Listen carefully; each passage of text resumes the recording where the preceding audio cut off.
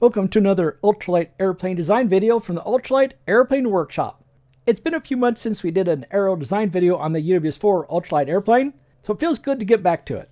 I'm going to pick up where we left off with part 11, so this is going to be part 12, and here in part 12, we're going to use Dan Raymer's book, Simplified Aircraft Design for Homebuilders. I'll talk a little bit more about that in a minute, to help us figure out the initial weight estimation for the UWS-4.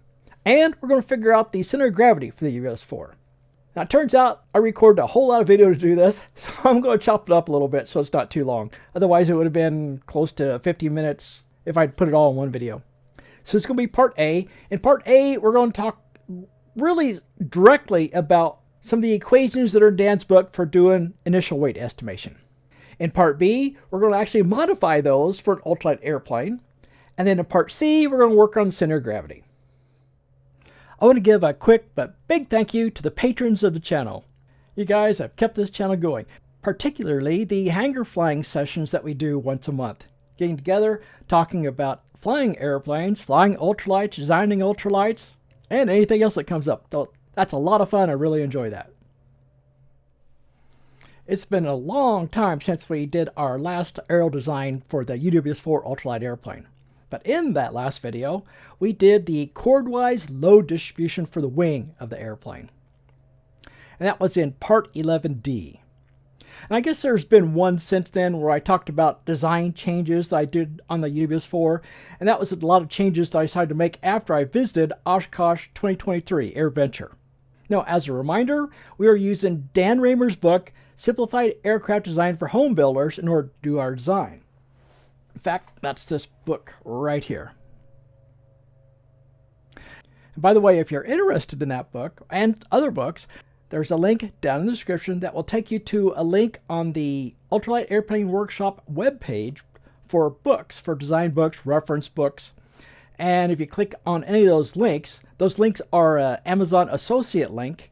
Click on those, it'll take you to Amazon and you can purchase the book. And since that is an Amazon associate link, the channel will get a small cut of the purchase of that book if you use that link. And I need a little disclaimer here.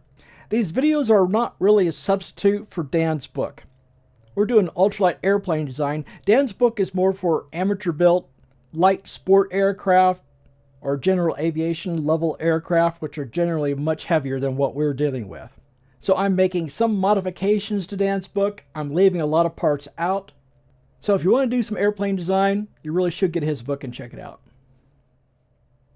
So the portion that we're doing in Dan's book, and generally I'm doing section by section in Dan's book, going along doing videos on the various sections as I designed the UWS-4.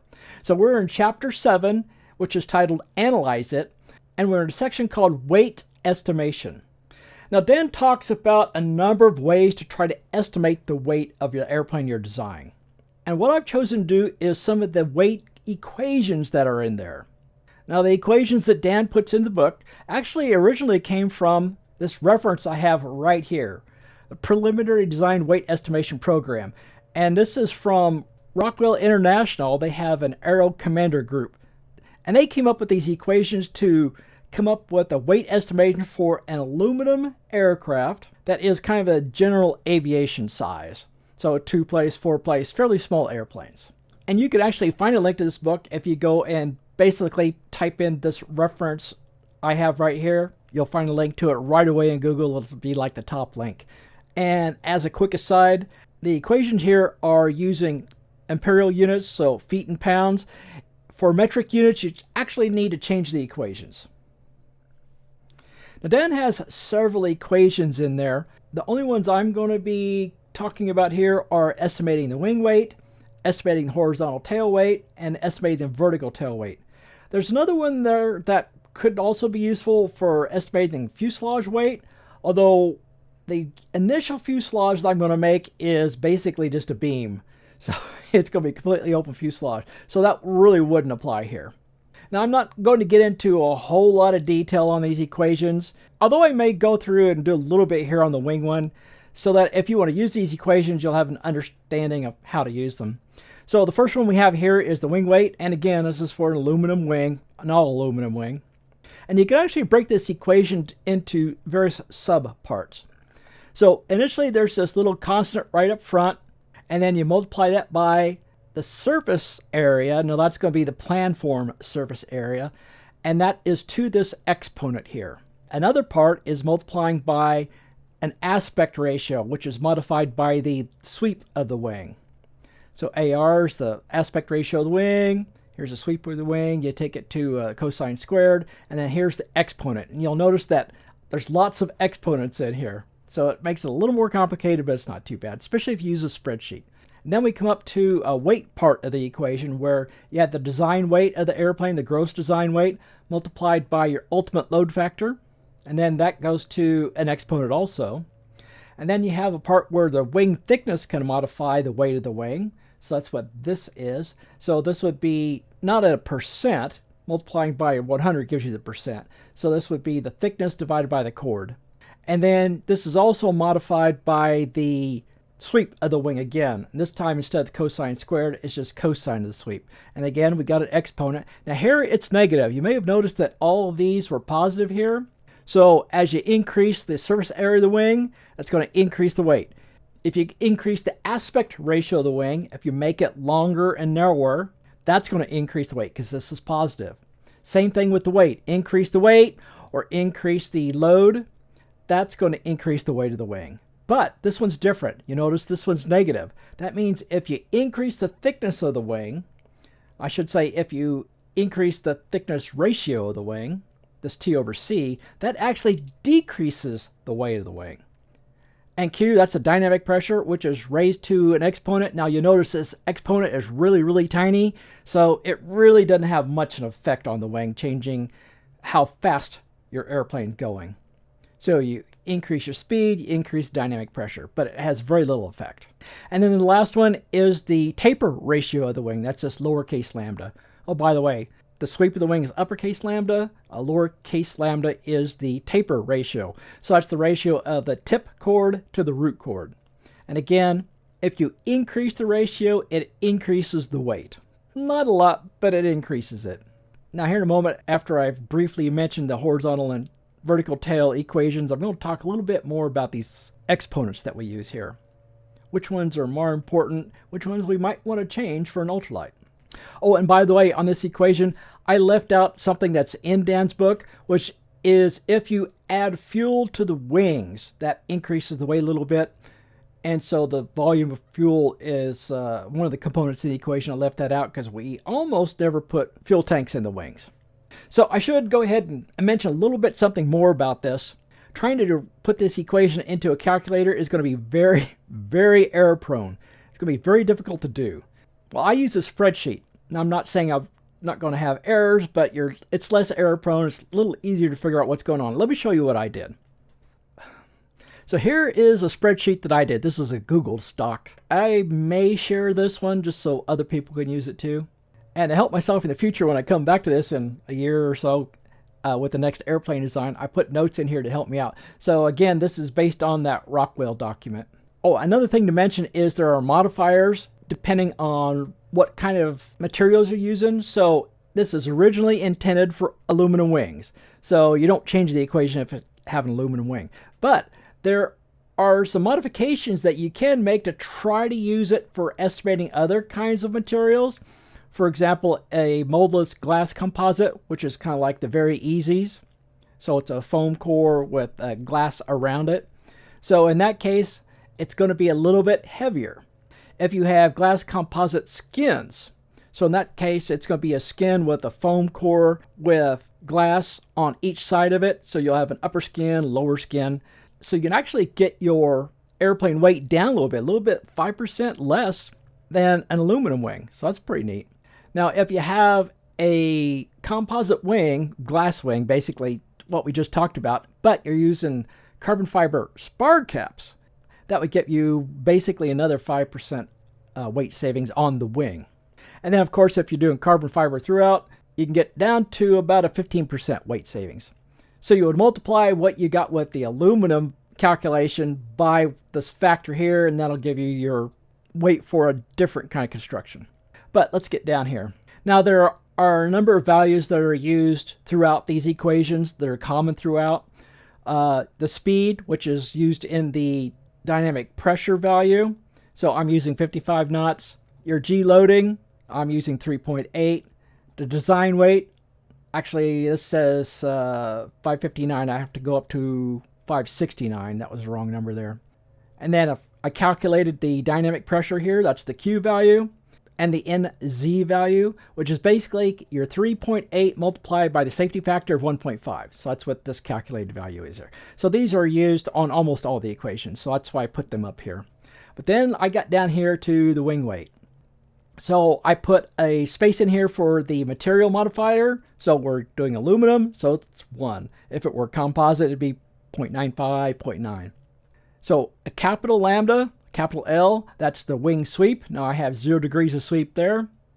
Oh, by the way, going back, the constant, that 0.36 that we saw at the very front of the equation, that's this value here. So I put it in here. It's kind of a light gray, which means you don't touch it. It came from somewhere else. By the way, a cell with a blue background means it's something that I enter. A green background means that it's something that's calculated. So the surface area for the wing is about 120, 121 square feet for the UWS-4. So the exponent for the surface area is, well, this one's pink because I changed it. Originally it was 0.738. Now I'll talk about changing it here before long. So the result of taking that wing surface area to get to the exponent is this value here. So I wanted to have these broken out so I could see what they were doing, how big they were, how much they affected the final value. So that's why I've broken these out. Instead of having it one just big long equation, I broke it into sections. So again, now we have the aspect ratio portion of it. And then we have the exponent. Now there's some equations in here, so you can see this equation here. So we're doing the cosine square the wing sweep. That's this little section in here. But here's the result. So here's the load where we take that N multiplied by the W. Then we take that to an exponent. And then here's the thickness one. Now I'm using an 18% thick wing. Now this is the weight of the fuel. Now here on the spreadsheet I did include the weight of fuel, but I'm using a 1 here, which basically means ignore it. And it had an exponent also. The result is 1. So basically 1 multiplied anything is still your original value, so it's not making any difference here. Here's the dynamic pressure exponent and the result for it. Now so you can see it's almost 1. It's 1.01. So that dynamic pressure's increasing it by about 1% on the weight. It's doing almost nothing. So on lowercase lambda, now that's the tip ratio, mine is 1 because I have a rectangular shaped wing. Tip has the same chord as the root. So again, that's not changing anything. And then I multiplied all those. Oh, by the way, there's one other thing. On the wing, there's a strut multiplier.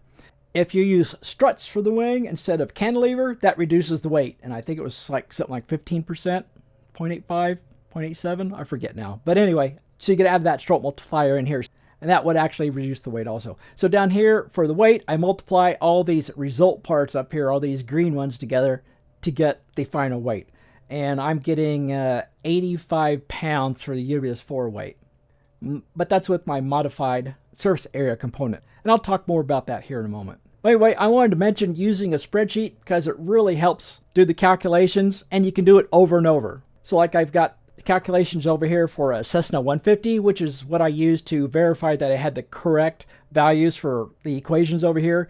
Because that Rockwell document that we were looking at earlier, it actually has a C-150 values and what the weight should come out to be, which is 162 pounds. So that's what I used to verify that I had my equation right. And I'll talk a little bit more here before too long, but I also did a calculation for the Ultra Cruiser using the same equation, except I did it for the original exponent for the equation for the surface wing area and then a modified one. And I'll talk about that here in a moment. Now here's the similar equation for the horizontal tail. It's got all the same parts in it, it just have different exponents and a different multiplier up here at the front. And the orders changed around a little bit, but it's basically the same type of equation. It has almost the same stuff in it, just different exponents. And the weight for the vertical tail is almost the same. It has almost the same kind of stuff as the wing and the horizontal tail, except there is one additional part which has to do with the placement of the horizontal tail on the vertical tail. So you got to have that horizontal tail down at the bottom, or it could be midway up the vertical tail attached, or it could be a T-tail attached all the way to the top. And that's what this little part down here is, this little ratio. So basically where the horizontal tail is attached to the vertical tail. So if it's all the way at the top, like a T-tail, this ratio would be 1. If it's down at the bottom, below the bottom of the vertical tail, that'd be 0.0. If the horizontal tail were mounted midway up on the vertical tail, this would be 0.5. And that comes into effect right here on this part of the equation. Otherwise, this is very similar to the wing and horizontal tail equations. So we're not going to go into any more detail on this. I thought I'd throw it in here for the fuselage weight. I'm not going to use it, at least not on the initial version of the UWS-4. Now this one's a little bit different. For example, the surface area here, this is not the planform surface area, this is the wetted surface area. And this also has the length of the tail, so that would be the distance from the quarter chord, mean aerodynamic chord of the wing, to the quarter mean aerodynamic chord of the horizontal tail. This L over D is a ratio of the length of the fuselage, which is not the same as this length of the tail back here. Length of fuselage, and that's supposed to be from the, well, it's just supposed to not include the cowling. So I would say it's the distance from the firewall to the end of the fuselage. And the D then is kind of the average diameter of the fuselage. A really crude way of coming up with diameter is add the width and the height of the fuselage at its thickest point. Divide that by 2, and that'll give you the average diameter. That'll be good enough. So that's really all I wanted to say here. By the way, one of the things I left out of this equation from Dan's book is I left out a weight due to having a pressurized fuselage, because we're not going to do that on ultralight. So that was left out of the equation here. Now here's something that I found interesting, which is comparing the exponents for the wing, vertical tail, and horizontal tail. So for example, on the surface area of these, looking at these components here, wing, horizontal tail, and vertical tail, just looking at the size of these, it's interesting that for the horizontal tail, the surface area has a bigger impact on the weight than it does for the wing or the vertical tail. Although surface area for the vertical tail has more impact than for the wing. So I thought that was kind of interesting. So basically that means the skin is a fairly significant part of the weight for the horizontal tail and vertical tail, not quite as much for the wing.